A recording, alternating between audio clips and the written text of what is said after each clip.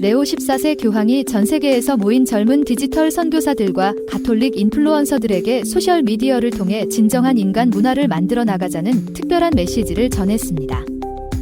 가자 지구의 식량 위기가 임계점에 도달했습니다. 공중에서 식량을 투하하는 방식은 실질적인 해결책이 아니라는 비판이 거세지고 있습니다. 도널드 트럼프 미국 대통령의 구상으로 시작된 미국 영웅 국립정원 프로젝트가 최근 통과된 법안에 따라 본격적으로 추진될 전망입니다. 이 정원에 미국 가톨릭 성인들이 다수 포함되어 있습니다. 이 프로그램은 남가주 성바실 한인성당, 성아그네스 한인천주교회, 성요셉 한인천주교회, 성삼 한인천주교회, 대한장의사 제공입니다. 바티칸에서 특별한 미사가 열렸습니다. 전 세계에서 모인 젊은 디지털 선교사들과 가톨릭 인플루언서들을 위한 자리였습니다. 레오 14세 교황은 이들에게 소셜미디어를 통해 진정한 인간 문화를 만들어 나가자는 특별한 메시지를 전했습니다. 성베드로 대성당이 전 세계 젊은이들로 가득 찼습니다. 디지털 선교사와 가톨릭 인플루언서 희년 행사의 일환으로 열린 미사에는 복음화 부서의 루이스 안토니오 타글레 추기경이 주례를 맡았습니다. 강론에서 타글레 추기경은 영향력이라는 단어에 주목했습니다. 그는 모두가 누군가에게 영향을 주고 있으며 동시에 모두가 영향을 받는 존재라고 강조했습니다. 가족, 이웃, 학교, 사회 등 우리 삶의 모든 요소들이 서로 얽히고 설켜 영향을 주고받는다는 것입니다. 추기경은 또한 인간의 활동이 지구 환경에 영향을 미치는 것처럼 우리 사회의 문화적 방향 역시 우리가 어떤 영향을 주느냐에 달려 있다고 말했습니다. 그는 특히 오늘날 세상 속 영향력에는 거짓 광고, 협박, 뇌물, 전쟁, 폭격, 강제 기아와 같은 왜곡된 수단이 사용되고 있다고 지적하며 이 희년은 우리가 세상에 어떤 영향을 주고 있는지 그 의도를 성찰하는 시간이 되어야 한다고 강조했습니다. 이어 그는 오늘 복음 말씀을 통해 진정한 영향력의 본보기를 제시했습니다. 하느님은 우리에게 메시지를 보낸 것이 아니라 직접 그분의 아들을 보내셨다며 예수님의 사랑이야말로 세상을 변화시키는 힘이며 우리가 그것을 통해 선한 영향력을 퍼뜨려야 한다는 것입니다. 강론을 마친 뒤 레오 14세 교황은 성당 안에 모인 젊은이들에게 스페인어, 영어, 이탈리아어로 인사를 전했습니다. 그는 무엇보다 폭력의 종식을 다시 한번 촉구하며 오늘날처럼 분열과 전쟁으로 찢긴 세상 속에서 우리는 진정으로 평화를 필요로 한다고 말했습니다. 또한 교황은 평화는 교회와 모든 신자들의 사명이라며 전쟁의 참혹한 현장뿐 아니라 삶의 의미를 잃은 이들의 텅 빈 마음에도 평화를 전해야 한다고 강조했습니다. 디지털 선교사들이야말로 이 평화의 메시지를 전 세계로 확산시킬 열쇠라는 점도 덧붙였습니다. 특히 교황은 디지털 공간에서 만나는 모든 이 안에 고통받는 그리스도의 살을 바라볼 수 있어야 한다고 당부했습니다. 그리고 기술 중심의 사회 속에서 인간성을 지켜나가는 것은 바로 우리 각자의 몫이라고 강조했습니다. 아울러 과학과 기술이 우리 삶의 필수적이라 해도 그것이 인간의 존엄을 해쳐서는 안 된다고 말했습니다. 교황은 디지털 선교사들이 세상 속에서 그리스도교적 인간주의를 확산시키는 이들이 되어야 한다고 역설했습니다.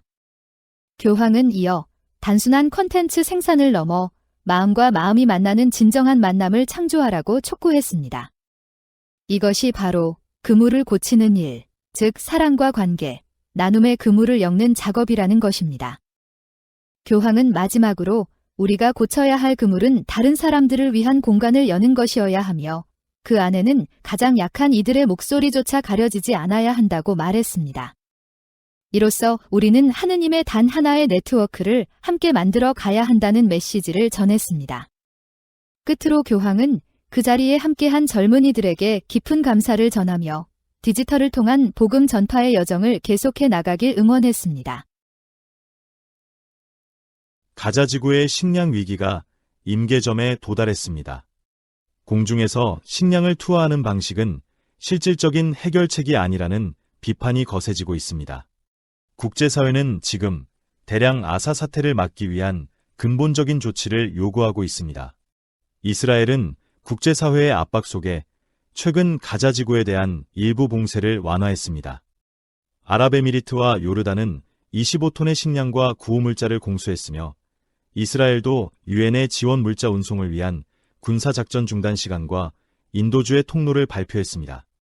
하지만 유엔에 따르면 가자 지구에 매일 500에서 600대의 구호 트럭이 들어가야 한다는 요구와 달리 현재는 하루 평균 70대만 통과하고 있습니다. 유엔 긴급구호 책임자인 톰 플래처는 앞으로 며칠이 200만 명 이상의 주민을 기아 상태에서 구할 수 있을지 여부를 결정짓는 중대한 시기라고 밝혔습니다.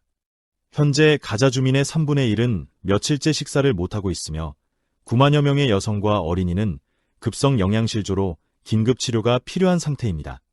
현지 보건당국은 이미 기아로 인한 사망자가 147명에 이르며 이 중 80%는 어린이라고 밝혔습니다.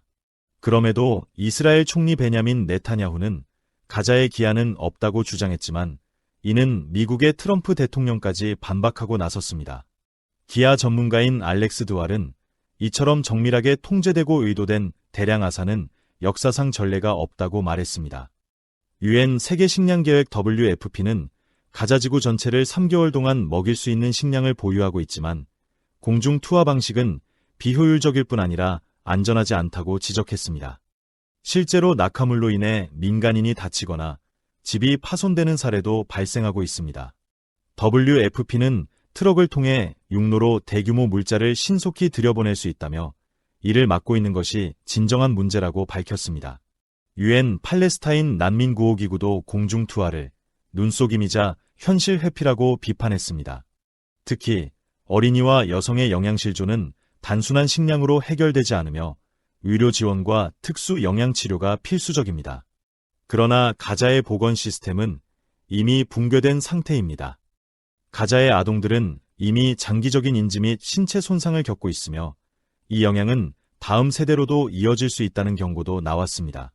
국제구호위원회의 시아란 도넬리는 해결책은 비극적으로 간단하다며 이스라엘은 가자 국경을 완전히 개방하고 안전한 구호물자 배포 환경을 보장해야 한다고 촉구했습니다. 한편 이스라엘의 두 인권단체는 최근 가자 전쟁을 집단학살로 규정했으며 유엔 등 전문가들의 분석과도 일치합니다. 국제법은 이에 대해 각국이 단순한 비판을 넘어 실질적인 조치와 외교적 압력을 통해 대응할 의무가 있음을 명시하고 있습니다. 지금 가자는 인류의 양심이 시험받고 있는 현장입니다. 도널드 트럼프 미국 대통령의 구상으로 시작된 미국 영웅 국립정원 프로젝트가 최근 통과된 법안에 따라 본격적으로 추진될 전망입니다. 흥미로운 점은 이 정원에 미국 가톨릭 성인들이 다수 포함되어 있다는 사실인데요. 오늘은 그 주인공들을 만나봅니다. 하나의 아름다운 법안이라 불리는 대규모 예산 법안이 통과되면서 트럼프 대통령의 첫 임기 중 제안되었던 미국 영웅 국립정원, 내셔널 가든 오브 어메리칸 히어로스 프로젝트가 재개될 가능성이 커졌습니다. 이 정원에는 미국 정신을 대표하는 200명 이상의 인물이 포함될 예정인데 이 중에는 5명의 가톨릭 성인과 3명의 15 후보자도 이름을 올렸습니다. 먼저 후니페로 세라 성인은 캘리포니아 21개 미션 중 9개를 설립한 프란치스코의 선교사로 원주민의 권리를 옹호하며 복음을 전했습니다.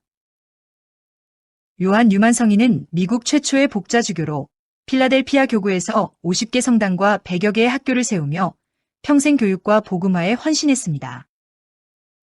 카타리나 드렉셀 성녀는 부유한 상속녀였지만 재산을 포기하고 흑인과 원주민 공동체의 교육과 신앙 성장을 위해 성체 수녀회를 설립해 60여 개의 학교와 선교소를 세웠습니다. 엘리자베스 앤 세튼 성녀는 미국에서 태어난 최초의 성인으로 개신교에서 가톨릭으로 개종한 뒤 사랑의 수녀회를 창립해 미국 교회의 여성 수도의 역사에 큰 전환점을 마련했습니다. 카테리 테카크위타 성녀는 모학 부족 출신의 첫 번째 성인으로 극심한 박해 속에서도 성체에 대한 깊은 신심과 금욕 생활로 성덕을 드러냈습니다. 이 외에도 아직 시성 절차가 진행 중인 인물들도 포함되었습니다.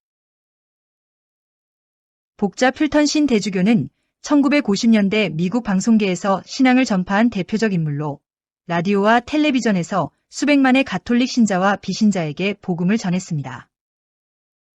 복자 어거스터스 톨트는 미국 역사상 첫 흑인 가톨릭 사제로 인종차별에도 불구하고 사제로 서품되어 시카고에서 흑인 공동체를 위한 본당을 세우고 헌신했습니다. 마지막으로 하느님의 종, 도로시 데이는 가톨릭 워커운동을 공동 창립하고 가난한 이들과 함께 살며 비폭력, 사회정의, 평화를 외친 20세기 대표적인 평신도 운동가입니다. 이들 성인과 복자 후보자들은 미국 가톨릭 역사 속에서 깊은 신앙과 실천의 본보기가 되어왔습니다. 미국 영웅 국립정원이 그들의 삶과 정신을 되새길 공간으로 자리 잡을 수 있을지 그 기추가 주목됩니다.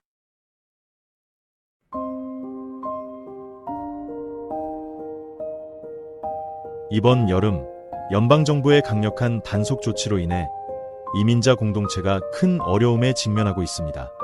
비록 일부 조치들은 법원의 명령으로 일시 중단되었지만 로스앤젤레스 전역의 본당과 지역사회는 여전히 불안과 두려움 속에 놓여 있습니다. 이러한 상황 속에서 로스앤젤레스 대교구는 경제적 어려움을 겪고 있는 이민자 이웃을 돕기 위한 가정지원 프로그램을 새롭게 시작했습니다. 이 프로그램은 다운타운 인근의 성 패트릭 성당에서 열린 기자회견을 통해 발표되었습니다.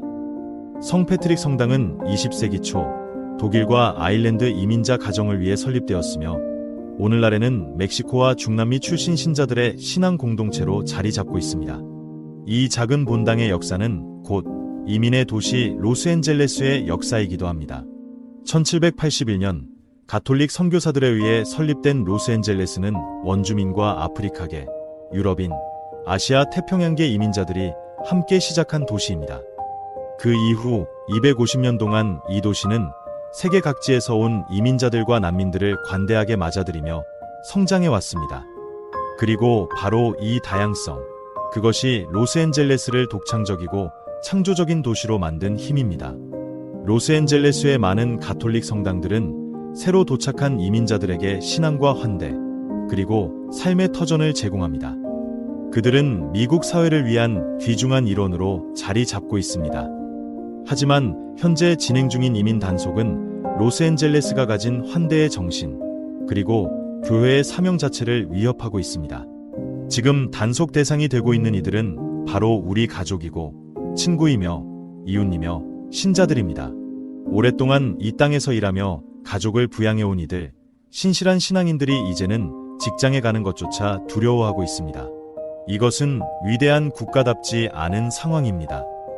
대교구는 현재 캐런 베스 시장과 시 당국과 협력하여 평화롭고 실질적인 해결 방안을 모색 중이며 연방정부에는 이민 제도 전면 개혁을 강력히 촉구하고 있습니다. 하지만 동시에 우리는 이 시기에 어려움을 겪는 형제자매들을 직접 도와야 합니다. 새롭게 시작된 가정지원 프로그램은 각 본당의 급식과 생필품 지원 등 기존 사목 활동을 확대해 도움이 절실한 가정에 실질적인 도움을 제공하게 됩니다. 도움이 필요한 분들은 가까운 본당을 통해 문의해 주시기 바랍니다. 또한 기부가 가능하신 분들은 이 프로그램에 함께 참여해 주시기를 간곡히 부탁드립니다. 그러나 이 모든 노력의 바탕에는 연방 차원의 이민 개혁이 반드시 필요합니다. 의회와 백안과는 더 이상 회피하지 말고 타협을 통해 고장난 시스템을 바로잡아야 합니다. 특히 미국에 장기 거주하며 가족을 부양하고 있는 서류미 비자들, 그리고 어린 시절 부모와 함께 미국에 온 이들이 제대로 된 삶을 살 수 있도록 합법적인 지위를 부여해야 합니다. 그들에게는 이 사회의 일원으로 살아갈 자격이 있습니다. 서로를 위한 기도를 잊지 마시고 성모 마리아께서 우리 모두에게 너그러우며 용감한 마음을 주시어 이민자 형제자매들과 함께 이 도시를 환대의 도시 로스앤젤레스로 다시 세워나가도록 간구합시다.